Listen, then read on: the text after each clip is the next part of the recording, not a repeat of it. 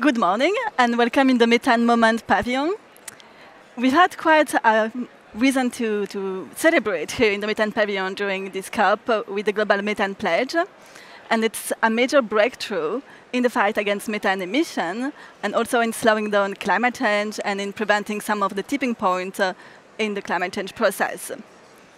Now that more than 100 countries signed the pledge and commit to reduce the methane emission by at least 30%, by 2030, we need to also look forward and see how this pledge is going to be transformed into action and results. And for that, today we have, 2.5 people coming to discuss it. So from the US side, we have Rick Duke, which is the Senior Director in the Office of John Kerry. And in the EU side, we have Anthony Agotha, which is a member of the cabinet of Vice President Timmermans. And coming soon and currently trapped in the train, we have Shindell from Duke University. So maybe I will start with a very basic question, which is, what do you see as the main success of the Global Methane Pledge, and what will be the main challenge ahead in its implementation? So I think that for us, the most important impact of the Global Methane Pledge this week is that we have, for the first time, seen methane get leader-level attention in a sustained way. And that started when President von der Leyen and President Biden announced the effort just 2 months ago on the margins of the Major Economies Forum. At that time, we had just less than 10 countries joining and at the time of announcement. And less than 2 months later, we see over 105 countries that actually stood together, in many cases at a leader level at the event. We had something like 30 leaders in the audience at this launch event. Yeah. And they all stood together to formally get this moving. They did this because they recognized that if you look at today's climate change, almost half of the roughly 1 degree centigrade of warming that we currently suffer from is caused on a net basis by methane that's already in the atmosphere. So this is a right now challenge and a right now opportunity. And at this COP, we're seeing that methane is finally at the level of leader attention that we need in order to have the cross-agency work done to reduce methane from all the key sectors, from fossil sector, including oil, gas, and coal, also from the waste sector, including mainly landfills, and then, of course, from the agricultural sector, where we see incentives and programs and innovations emerging that have massive opportunity. And I want to just note that part of the success of the Global Methane Pledge already is that we have 6 of the top 8 livestock producing countries, including Brazil, and many of their South American sister countries in this pledge from the beginning. This is traditionally seen as one of the less clear sectors for reducing methane emissions. But what we're actually seeing, including with a report just put out, I believe yesterday, by the World Resources Institute, is that actually this is an area of extraordinary opportunity for enhancing the productivity of livestock and dairy as a way to get sometimes over a factor of 10 improvement in methane intensity per kilo of meat or liter of milk. So that's an example of the kind of success that we're seeing. We're crowding in all the big players on methane. We have half of the top 30 emitters. We have 70% of the global economy, and we have about half of methane emissions globally represented. And that's putting this where it needs to be on the priority list. Yes, indeed. It's quite nice to see methane finally on the top of the climate agenda. Same question? Well, you laid it out perfectly, and so I could only subscribe to that. But what I think in general, what it does, it reflects a new dynamic that is in the air. I'm not talking about methane in the air, but a new dynamic in the air. And as we discussed before, when you do these things, the market picks up on this. So the incentive and the nudge, because there is money out there to invest, and if people want to earn €1 or $1 or a ruble or a yen, they will look at this and think, okay, we might have to make this transition. So all these things that we do together, and the fact that it is being subscribed by so many in such a short time, is such an important political signal that will follow on and will lead to more investment, more innovation, ultimately do the thing that we're trying to do is to drive down emissions, to improve air quality, and at the same time make sure that our economy is put on a sustainable footing. So I'll leave it at that, but I think this is really going to raise some eyebrows or open some eyes around the world for those who haven't yet joined the club and who we have to get on board as quickly as possible. Yes, I totally agree. It's a big step in the fight against methane emission, this pledge. So I have a question first for Rick. Part of the pledge positive and benefit is to create some space for cooperation between countries. So where do you see the US role in providing technical, financial, policy, scientific support to other countries trying to cut their emission? So one of the things that has really struck me in the last 2 months is how much direct engagement has been required to bring all of the major methane-emitting countries, what I sometimes call the M20 or the M30, into this conversation. This is not something which countries have chosen to join lightly. And so in every case, we have been doing virtual meetings that bring in our best expertise from different US agencies to answer the really challenging and important questions that countries have for us. So when we have been talking to countries with major livestock and dairy sectors, we've brought in our Agency for International Development, and they've talked about how they are ready to work, and in fact already are working in some cases on how to enhance agricultural productivity in the livestock and dairy sector as the central strategy to both benefit rural economies and reduce methane emissions in this key part of the puzzle. And we've needed to do that also with the countries that have fossil operations, to bring in our Environmental Protection Agency to talk about measurement and standards and regulations, just like the regulations that Gina McCarthy, our National Climate Advisor, introduced last week at the time of the Global Methane Pledge launch event. She put forward 2 new regulations, one from PHMSA on pipelines, the Pipeline Health and Safety Management Agency, and the other from Environmental Protection Agency itself on existing and new oil and gas operations and controlling methane from same. And the countries we're talking to that have major fossil methane emissions want to work with our Environmental Protection Agency, with our Department of Energy, with our PHMSA in order to understand how that's done. And we are eager to do that work with them on an in-kind basis, on a technical basis. At the same time, we are working through the Climate and Clean Air Coalition, the Global Methane Initiative, and other international cooperative partnerships to make sure that we've got an efficient way to bring the expertise that's needed to every country that is stepping up and acting on methane.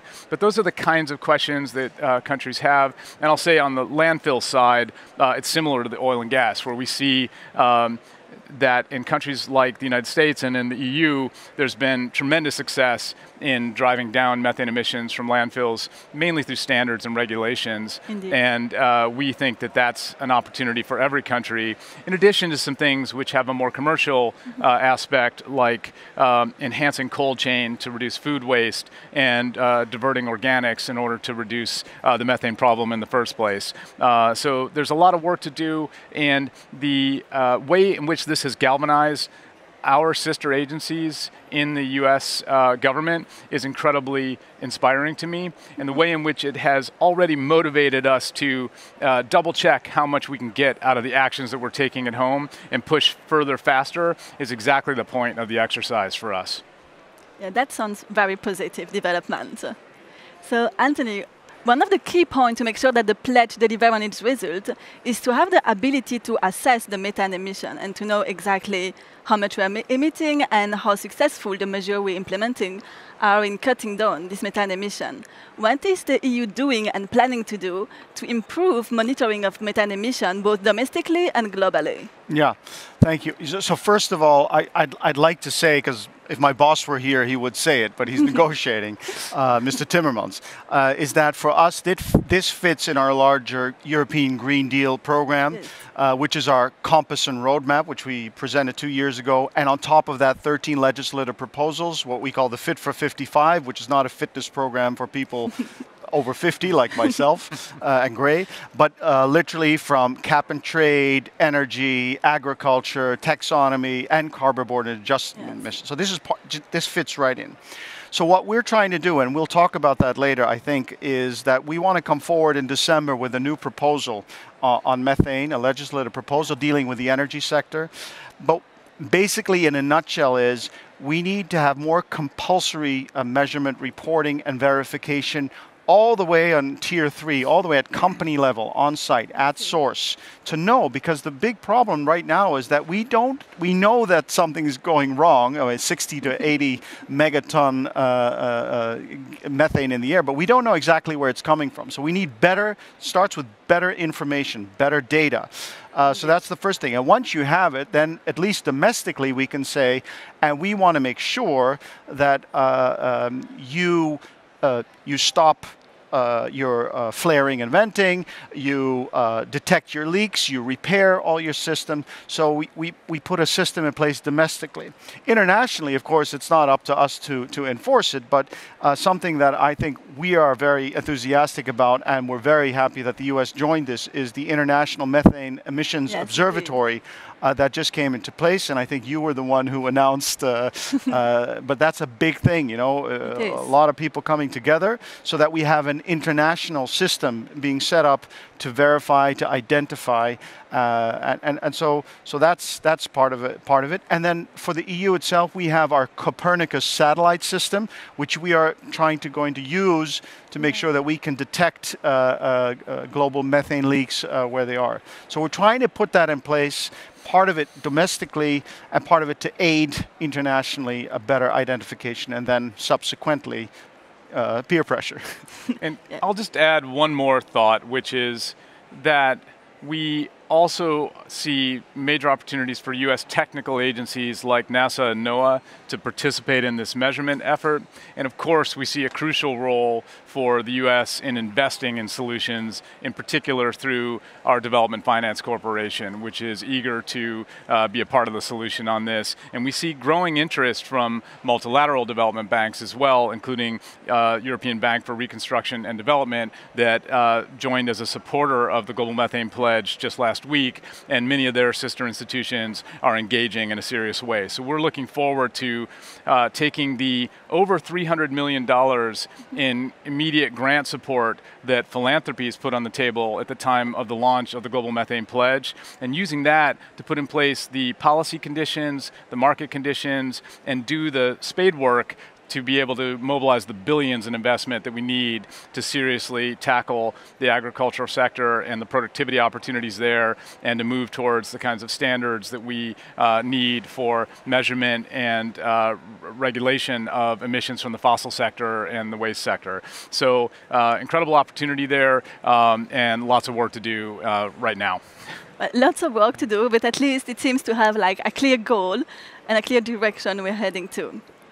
Coming back to what you mentioned earlier, that you have 6 out of the 10 biggest methane polluter that joined the pledge, what could you do to make the remaining one join the discussion and come to the table to discuss the methane emission? Our sense is that the value of an initiative like this is in its mobilization. It is the very fact that it makes an otherwise, maybe I'm in trouble saying this in this pavilion, but an otherwise fairly obscure, maybe even boring topic, actually impossible to ignore. And I think what we're seeing above all this week, and thanks to all the partners here hosting the pavilion, Clean Air Task Force and Environmental Defense Fund and others, we are seeing that it's no longer acceptable for major economies to simply omit methane from their math. It's no longer acceptable for countries to stand on the sidelines of this conversation. Indeed. And the good news is, as we saw with another key super pollutant, the hydrofluorocarbon conversation, it's possible to work together and get things done. In that case, I was, at that time, I had the privilege of being the White House lead on HFCs in the Obama-Biden days. And I can tell you that the partnership with countries like China, of course the EU and others, the whole world ultimately, to get the Kigali Amendment done is still an inspiration for myself and for many here as one of the most effective agreements that we've ever forged. Context for methane is different, but the opportunity is even bigger. If you look at what is possible in terms of pumping the brakes on climate change, methane can avoid over 0.2 degrees centigrade before 2050, certainly by 2050. And we really and we can carry on from there with further reductions in methane. And so we've got to be as creative as we can be, and we just have to engage all the major players in particular to make sure that we get it done. Now, I'll say that when you look at the map that we lit up last week together with the EU, you'll see that an extraordinary share of the High Ambition Coalition was represented, an extraordinary share of vulnerable countries. So in addition to capturing half of global methane emissions, we captured, I think, the heart and soul of this COP in the way that we saw vulnerable countries really signaling that we need this right now. If we're going to be serious about keeping 1.5C within reach, then we have to both decarbonize the global energy system and, of course, stop deforestation and tackle methane, because thankfully we've made the progress we need on HFCs, and this has to be next on the super pollutant agenda. And so we'll keep engaging, we'll keep looking for creative ways to work with every major player. I know the EU will be a core partner in that, and I think that it is thankfully impossible for any major emitter to simply ignore this conversation at this time. Indeed, with such a diverse and large coalition around the pledge, we hope that it's going to be impossible to ignore and that people will have to take measure and take action for it. And let me just add one small addendum, which is that we did see, in addition to all those countries in the High Ambition Coalition joining the pledge, we saw that the High Ambition Coalition itself supported a 30% reduction goal by 2030. So again, that voice is loud and growing louder, that we need all the big players to step up, every one of them, and join this effort to cut methane pollution with strong policies and measures and cooperation internationally. Thank you, that was very clear. Can I ask you about implementation and enforcement? So now that we have a pledge, how are you going to make sure that the countries that join this pledge are taking action to meet their commitment? And how are you going to take action if they don't take the action they should do it? Well, at the end of the Global Methane Pledge, I think there is an addition that we will meet at ministerial level every year. So that's an important moment of stock taking, what people have done, where they are, and also a moment that it's very clear that if you haven't done what you had to do, so there'll be a peer pressure part of that. And then there are also existing platforms which we continue to use to keep the pressure on. But I think ultimately the most important thing is to make sure that it becomes more clear what's happening on the ground. And as I said in the beginning, the information now is not well, especially internationally. No, indeed. Now, and I'll come to that also with our proposal that comes later. One thing is that peer pressure. The other thing is, as I said in the beginning, as this is being internalized by governments and also markets, it will become, as time goes on, a very important incentive. Because ultimately, if you move towards a system where you don't want to undo all the good efforts you do at home by importing energy or otherwise that actually leads to methane emissions, if that's going to happen, then other countries will have to transition as well. So I think the market dynamic of that will also at some point kick in. Okay. And how is the EU planning to support that kind of market dynamic towards import, for example? Yeah, no, and that's a very pertinent question. And as we speak, we are working very hard on inside to prepare our legislative proposal for the 14th of December, which has two legs. One is, as I said, domestically, the EU does not produce that much, so it imports a lot. But I think 19% of energy we could get a hold of. So again, identification, measurement, reporting, verification, compulsory measures on site for companies, But then also looking forward, and let me put it in these terms, that we would like to talk with third countries on what they're doing, and who knows in the future what effect that would have. That I don't know, we speak about carbon leakage when we speak about the Corber-Borden adjustment. I'm just making it up. You could speak about methane leakage as well in the future, and how to deal with that concept, which we all will have to deal with once we're moving into that direction. And ultimately, I think that market dynamic, as that is internalized, is going to be very, very powerful. We hope so, because most of the emissions that we have in the EU come from our imports. Yes. So it is indeed an important point that we need to clear. If I may add, part of a solution will also be diversification of energy, the introduction of more and more renewables, hydrogen if we come to that.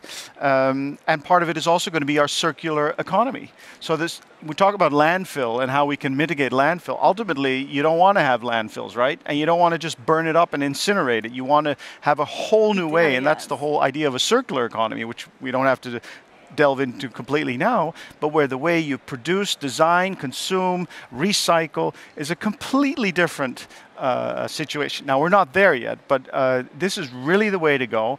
And all these things together, as getting towards unabated gas and coal and all of that, will help bring down methane emissions as well. So it's not just one thing you do. You have to attack it at different levels, and ultimately that's the way to go.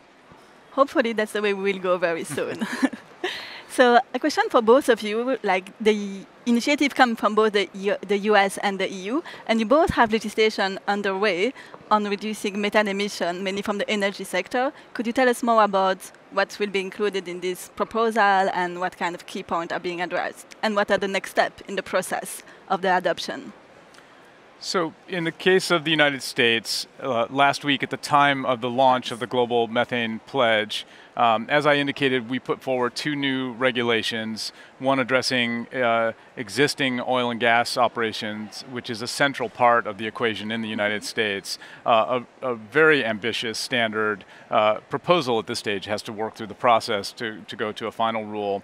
And a similar with similar purpose, a pipeline-related regulation as well. So both of those are moving. Earlier in the year, we took action on landfill regulations as well. So that's 3 ways in which we're proceeding under existing obligations and authorities under our Clean Air Act mainly, through the Environmental Protection Agency as well as this agency, PHMSA, that I mentioned, a little more of an obscure acronym for everyone. And I should note, though, that also just yesterday, or 2 days ago, I guess, the Bipartisan Infrastructure Framework bill was put in place. And in that, there is over $10 billion in investment in remediation of existing and really abandoned coal mines and oil and gas operations that otherwise can sort of be orphaned and not really anyone's responsibility once a company goes bankrupt or otherwise departs the scene. This will now create good-paying jobs in remediating the public health threat and the methane threat leaking from these abandoned operations, and it's an extraordinary opportunity to deal with another important part of the methane opportunity in the United States. So those are some of the ways that we are proceeding. Also, crucially, the National Climate Administrator, Gina McCarthy, introduced, again at the launch, a comprehensive national methane strategy. And so we have that as a guide to not just these standards, not just this investment in abandoned fossil operations, but also a whole sweeping whole of government approach to programs and incentives, especially in the agriculture sector, in order to push progress on this, and an R&D agenda. And so we are really mobilizing internally to get this done, and it has been specifically galvanizing for our interagency partners and our White House to see the way that this Global Methane Pledge has the wind at its back, and to see the way that we have been able to partner with the EU and with so many countries in the world to put this higher on the agenda. And that is the kind of thing that gets better, faster action out of any set of agencies, any complicated government like the United States government. And so there's a lot of motivation right now, and we're going to just keep working with that. Yeah, motivation is very important, and having a clear strategy and a clear direction too. And that's something I think you also have in the EU. Yeah, no, and at a risk of repeating myself, so when we put this legislation on the table for member states and parliament to adopt and to discuss and adopt, it's basically two legs. One is we need better information, so the measurement, reporting and verification will be compulsory, and it will be on site at company level. At least that's what we're working at. And also to make sure that leak detection and repairs, that when that is obligatory, and forbidding venting and flaring. So that's that part. And when it comes to the international leg, as I said, to start dialogues with other countries to get them on board. And now coming back to that Global Methane Pledge, sure. And I alluded to it in the beginning, and I think you've done as well, Richard, is we need to get Russia and China on board. Russia is just there. They're there. And I am absolutely certain that also in those countries, they are also considering these things. There is no free ride anymore, because the only free ride to net zero is over the cliff edge, because we have to do this collectively. And I think there are smart minds that understand this, that understand the market dynamics. So, with open arms, we need to get them on board. It transcends politics. We need to get this done. And just to reiterate, I think we have to put our masks on. I'll wait for him, right? Or yeah, because I just want to finish my sentence, but yes. I think you're going to hear this.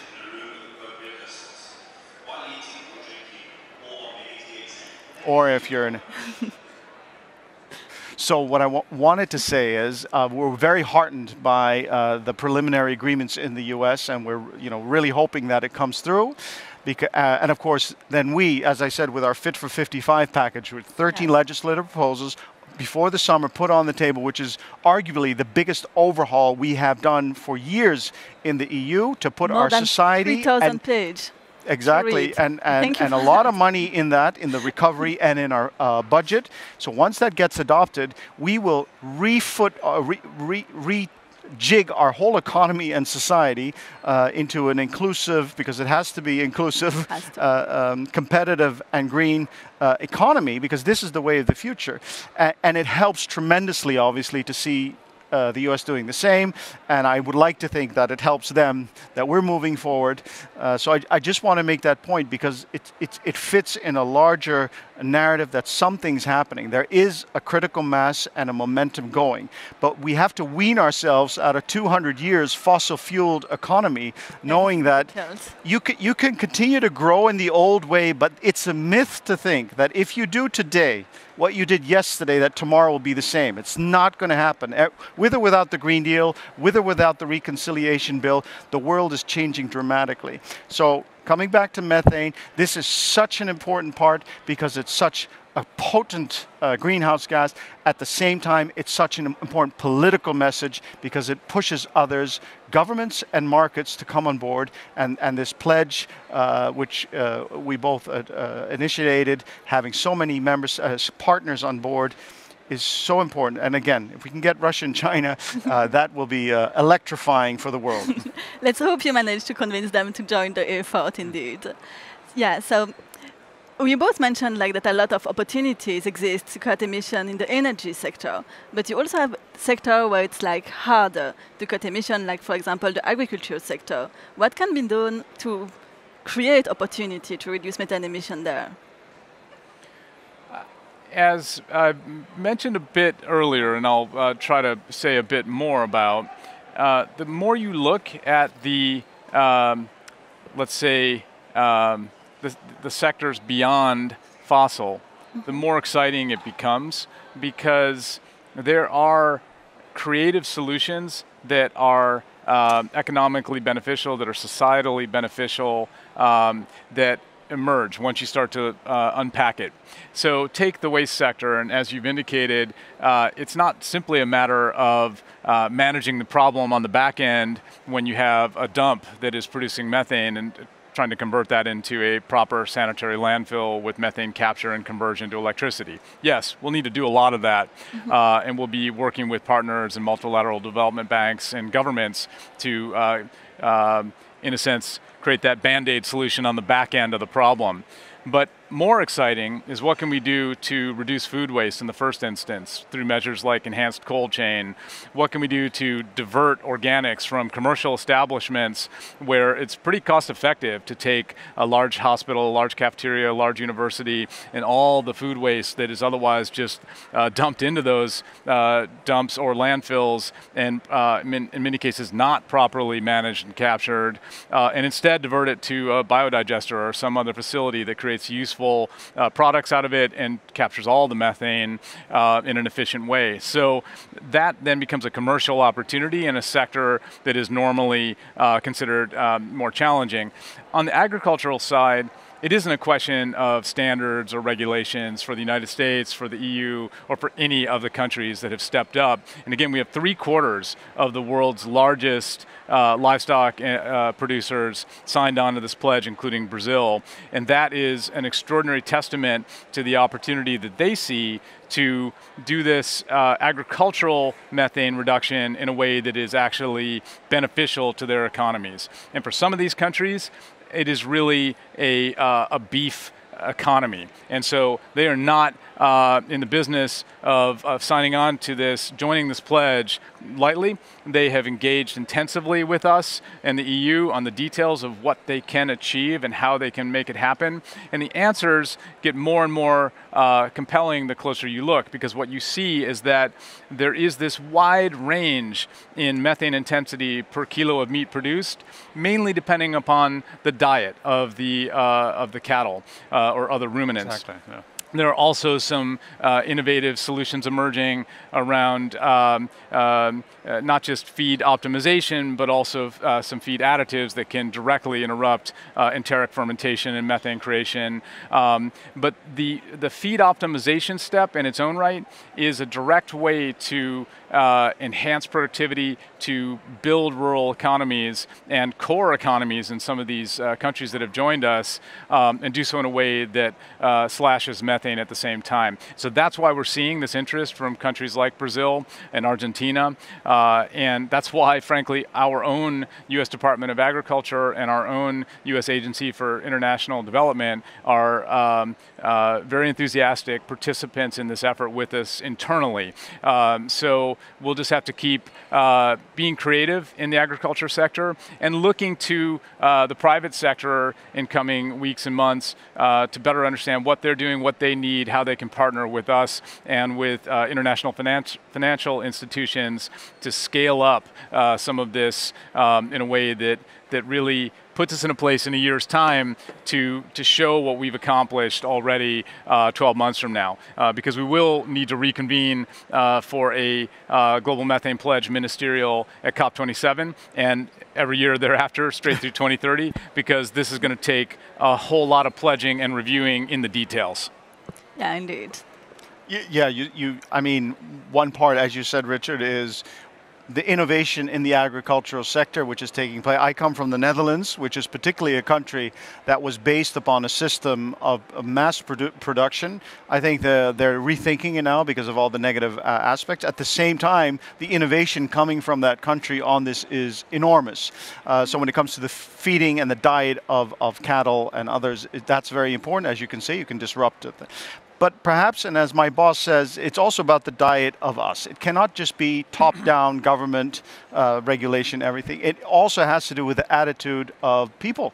And I look at my own children. I'm being educated by my own kids who say, you know what, we don't have to eat meat every day. And when you say that, people get all upset. Oh, you know, the government is trying to tell us what to eat. No, as Mr. Timmermans likes to say, we're not telling people in this transition to go live in cold caves or munch on grass.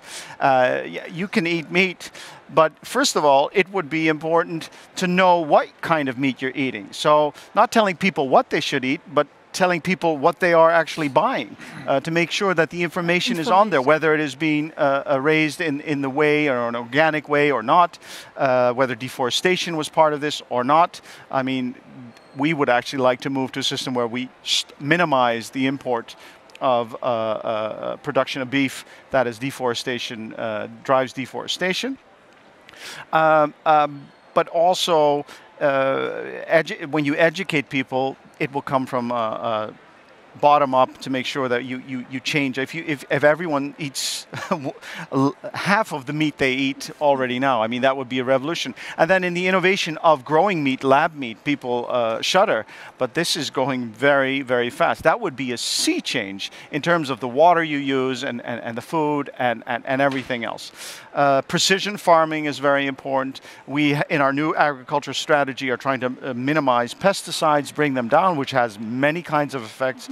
So all of this together will help, because agriculture, we will need agriculture in the decades. We need to feed a world that is, what, now 7.5 billion. It's going to be, what, 10 billion, 10 billion in 2050. We need to continue to feed the world. So we need agriculture. We need farmers. So we need to do it together with the farmers and have to avoid that this becomes polarized in some political issue, because it's not against farmer, but it means a transition.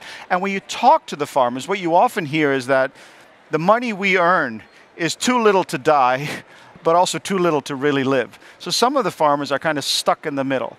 So it's also about supply chains that are fair and that you get the unfair practices. So all these things, again, it's a comprehensive approach to put agriculture on a new, modern footing, that they're caretakers for our environment, that the food that we grow is in balance with our surroundings, and that we know what we eat, and perhaps we could change a little bit and still have a great time.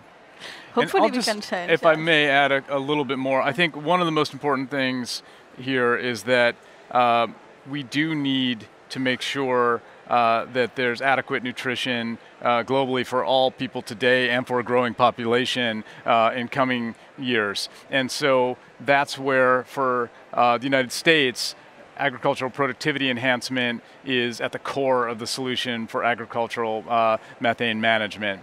And we also need to be paying attention to how the land use change conversation intersects with the methane conversation for livestock. In many cases, what we see is that some of the poorest quality diets and the most methane intensive meat production are precisely in areas where there is inefficient deforestation and related ranching occurring. And so we can manage all that better through mechanisms like LEAF that was announced last week, and through productivity enhancement, through feed optimization for livestock and dairy, not to mention biodigesters and the like. We think that's good for feeding the world right now, for feeding a growing population, and for making sure that we are bolstering economies that are seeing that this is at the core of their economy, and they need to see it grow and be more productive over time.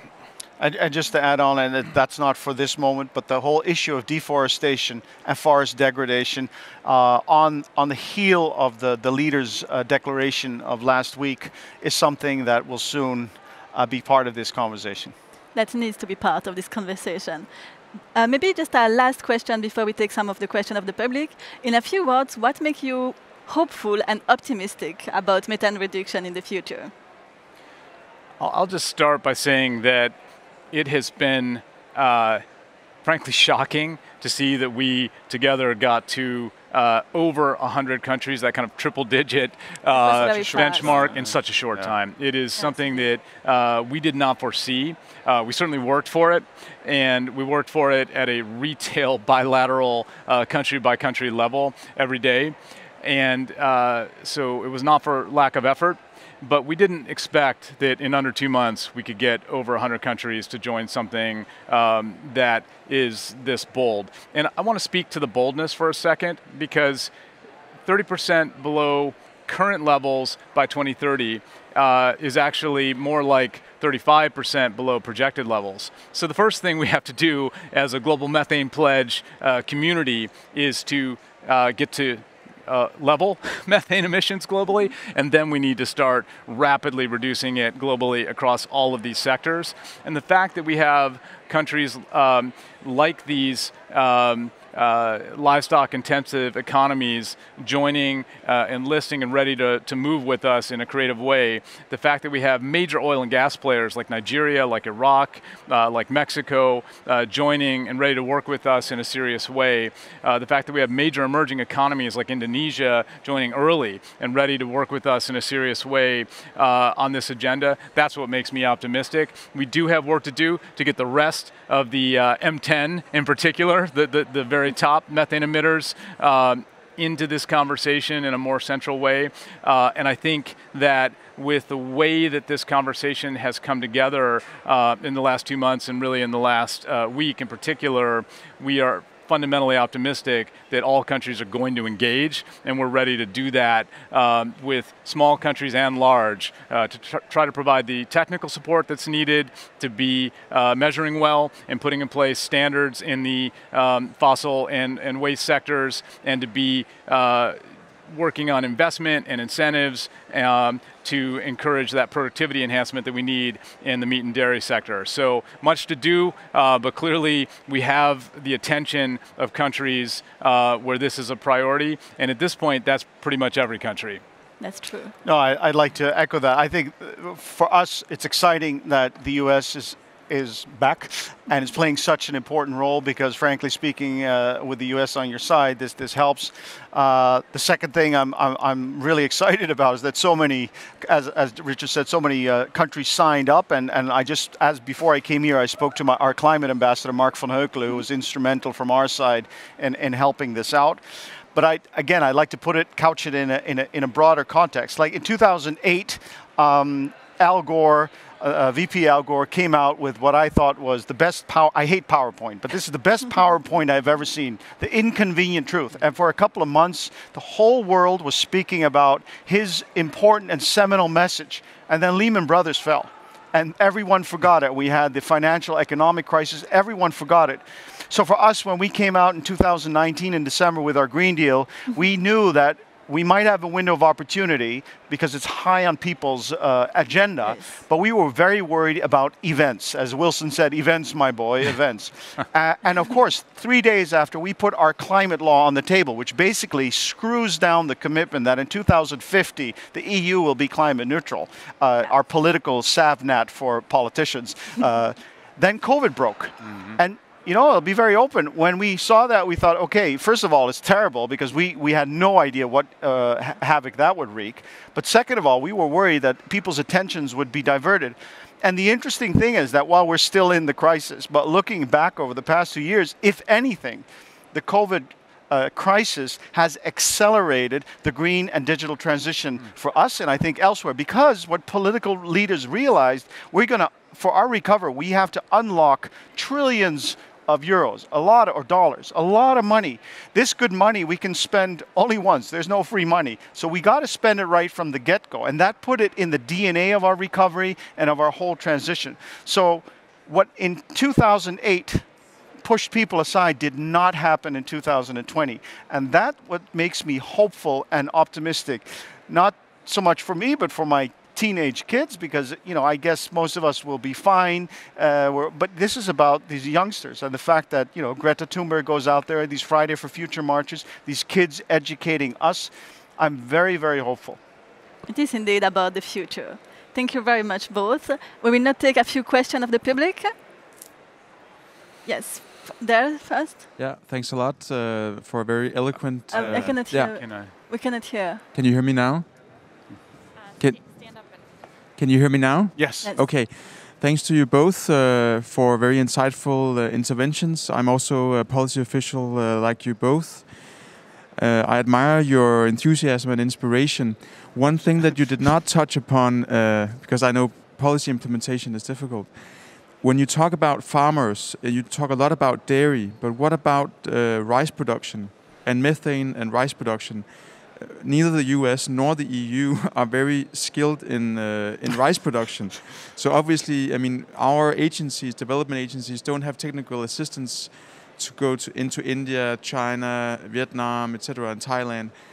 Can you say a little bit about the challenge there, perhaps, in the farming community on rice production and methane? Thanks.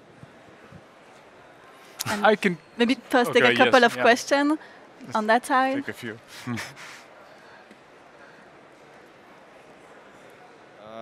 Hello, do you hear me well? My name is Dmitry, and I'm just from the pavilion across.